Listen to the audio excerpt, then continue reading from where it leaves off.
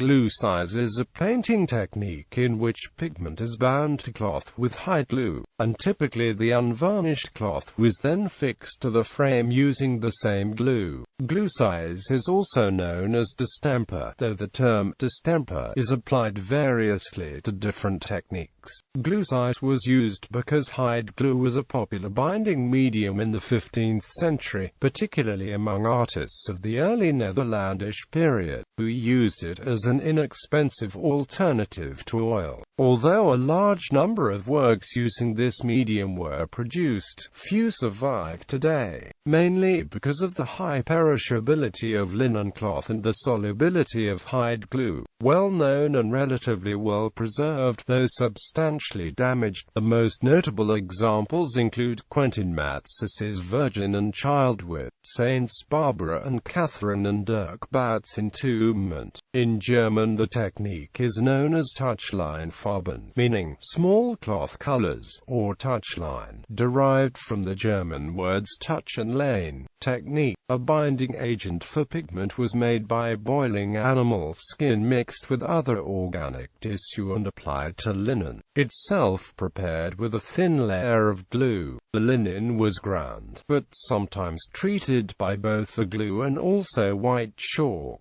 which allowed a surface suitable for underdrawing and a base that would not absorb the final layer's pigment. The advantage of using glue as a binder is that the colors render as matte and opaque textures suited to austere mournful images as opposed to the translucent appearance associated with oil. Many reds and blues bound in glue would have appeared with a brilliance and intensity difficult to achieve with oil. Unfortunately, the surviving examples have greatly deteriorated over time, having suffered from color alteration due to exposure to light. Furthermore, the solubility of glue derived from animal products has meant that the accumulated layers of dirt cannot be removed without damaging the linen or dissolving the pigment. Although it allowed fine linear detail, subtle tonal transition and at times vivid colorization, by the end of the 15th century the medium, along with egg tempera, had fallen out of favor. Oil painting had become predominant among the artists of the early Northern Renaissance, mainly due to the innovations in oil by Jan van Eyck and Rogier van der Weyden. It can be viewed as a transitional method between works in tempera or oils on wooden panels and oil paintings on canvas,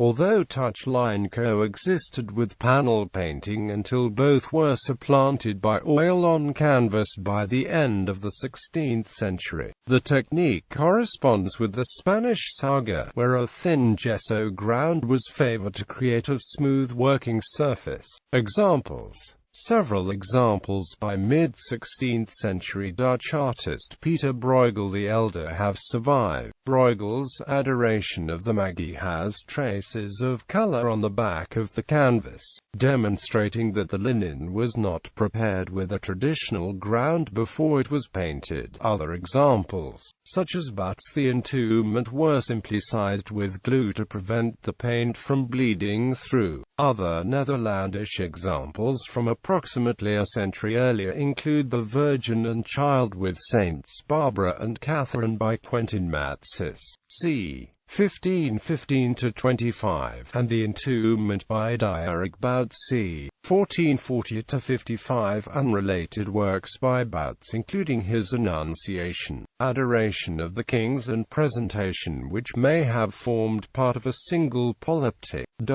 Less popular in Germany, the term touchline is used by German Albrecht Dürer in his travel diary in the Netherlands, when he records selling a touchline image of the Virgin Mary to an innkeeper for 2 florins in Antwerp in 1520, and he was used for one of his portraits of Emperor Maximilian I.